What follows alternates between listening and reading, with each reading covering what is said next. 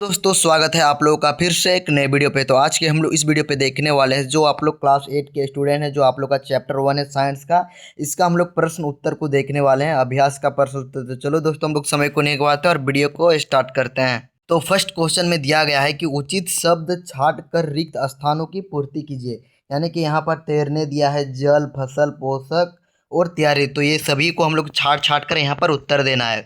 तो क नंबर में दिया गया है कि एक स्थान पर एक ही प्रकार की बड़ी मात्रा में उगाए गए पौधे को क्या कहते हैं। तो आप लोग का इसमें हो जाएगा फसल, हो जाएगा क्या हो जाएगा मेरे प्यारे दोस्तों, तो फसल हो जाएगा। ठीक, उसके बाद क्वेश्चन नंबर ख में दिया गया है कि फसल उगाने से पहले प्रथम चरण मिट्टी की क्या करना चाहिए। तो यहाँ पर तैयारी हो जाएगी, क्या हो जाएगा मेरे प्यारे दोस्तों, तो तैयारी, मिट्टी की तैयारी होती है। ठीक है मेरे प्यार दोस्तों, अब बढ़ते हैं हम लोग क्वेश्चन नंबर ग नंबर की ओर।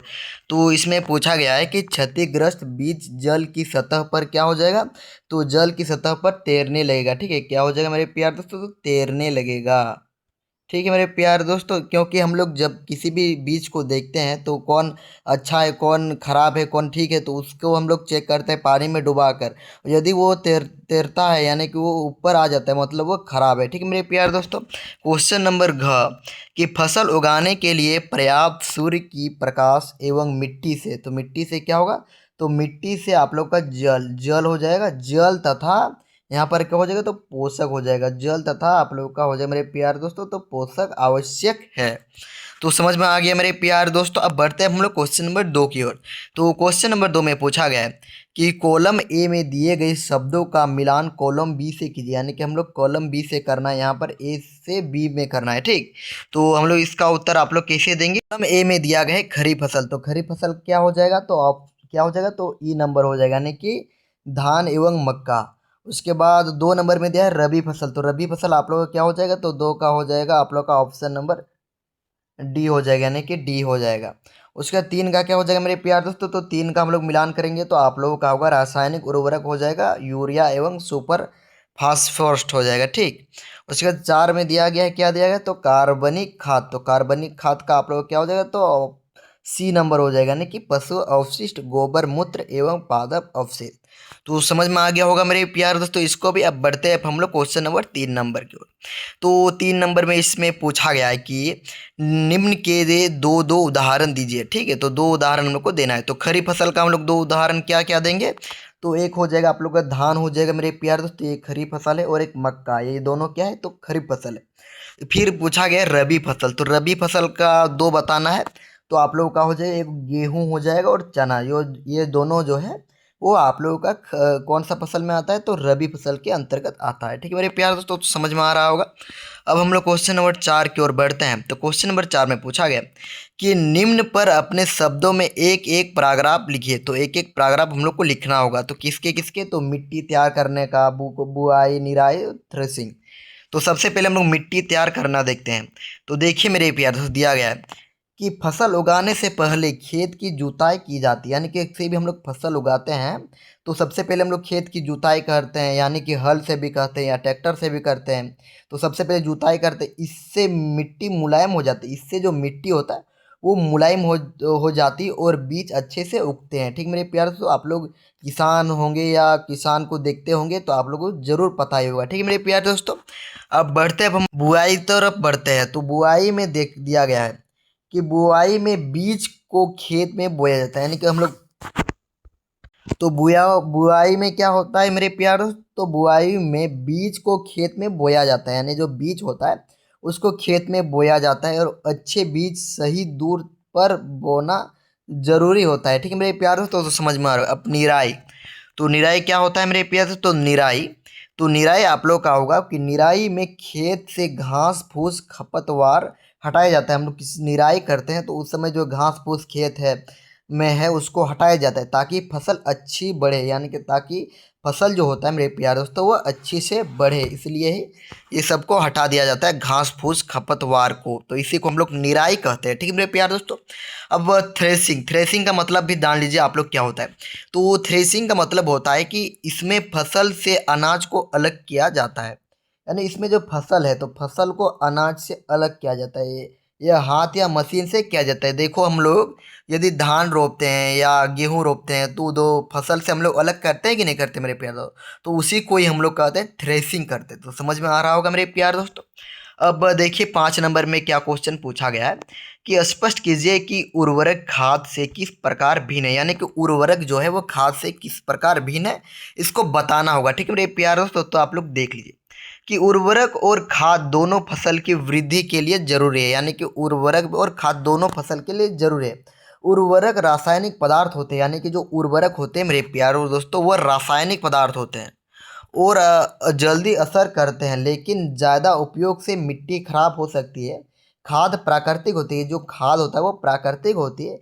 जैसे आप लोग क्या क्या हुआ तो जैसे गोबर और पत्तियाँ, यह धीरे धीरे असर करती है और मिट्टी को उपजाऊ बनाती है। ठीक, आप लोग गोबर से जो मिट्टी होता है वो उपजाऊ होता है। ठीक मेरे प्यार दोस्तों, और पत्तियाँ से यह धीरे धीरे असर करके करते हैं और मिट्टी को उपजाऊ बनाती है। ठीक है मेरे प्यार दोस्तों, समझ में आ गया होगा। अब बढ़ते हैं अब हम लोग 6 नंबर की ओर। तो 6 नंबर में पूछा गया कि सिंचाई किसे कहते हैं और जल संचरित करने वाली सिंचाई की दो विधियों का वर्णन कीजिए।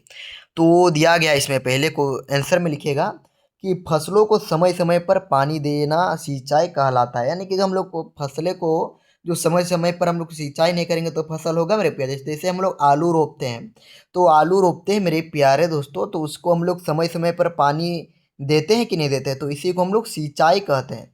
अच्छी फसल के लिए पानी बहुत ज़रूरी है, यानी कि हम लोग किसी भी फसल को उगाते हैं तो पानी बहुत ही ज़रूरी है, वरना फसल अच्छा नहीं होगा। ठीक है मेरे प्यारे दोस्तों।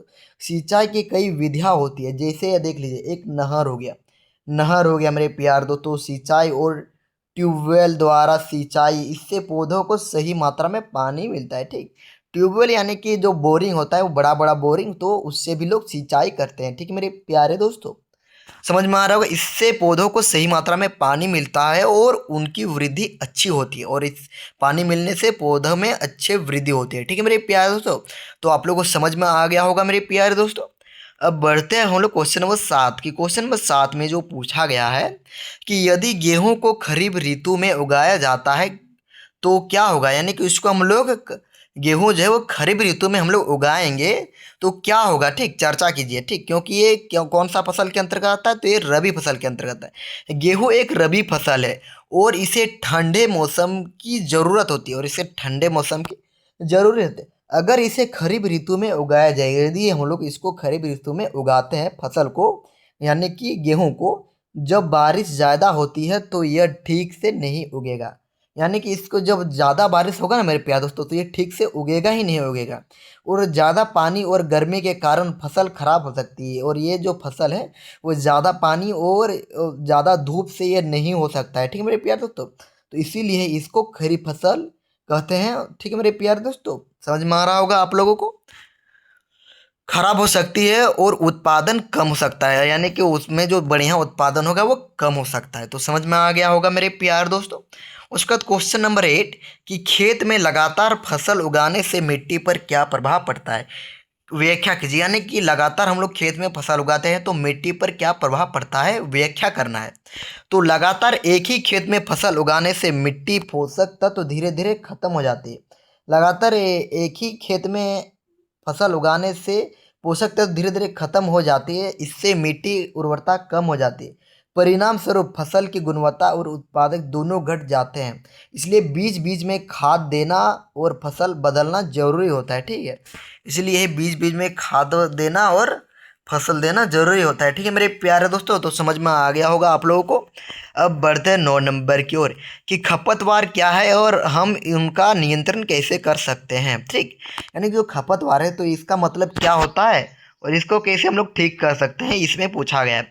तो खपतवार वे अनचाही घास फूस होती है, यानी घास फूस को हम लोग खपतवार कहते हैं, जो फसल के साथ उगती है, जो फसल के साथ उगती है मेरे प्यार दोस्तों। ठीक है, जो होगा ना मेरे प्यार दोस्तों फसल के साथ उगती है, ये पौधों से पानी और पोषक तत्व छीन लेती है। ठीक, यानी देखिए मेरे प्यार दोस्तों, हम लोग फसल उगाते हैं तो ज़्यादा घास हो जाएगा तो हम लोग पानी डालेंगे तो फसल में उतना पानी नहीं ना जाएगा, तो ज़्यादा पानी घास में चल जाएगा, तो इससे फसल में बहुत ज़्यादा नुकसान हो जाएगा। ठीक है मेरे प्यार दोस्तों, ये पौधों से पानी और पोषक तत्व छीन लेता है।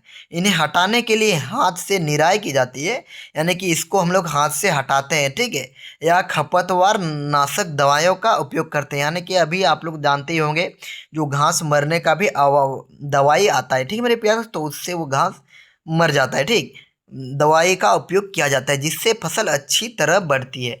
तो मेरे प्यार दोस्तों, मेरा आप लोगों को समझना का तरीका अच्छा लगा तो लाइक करें, कमेंट करें, सब्सक्राइब करें, ठीक है। और आप लोगों को ये चैप्टर 1 है, तो आप लोगों को यदि इस वीडियो पे अच्छा रिस्पॉन्स रहा तो मैं आप लोगों को चैप्टर 2 इसी प्रकार बहुत ही आसान भाषा में बताने का प्रयास करूंगा, ठीक है।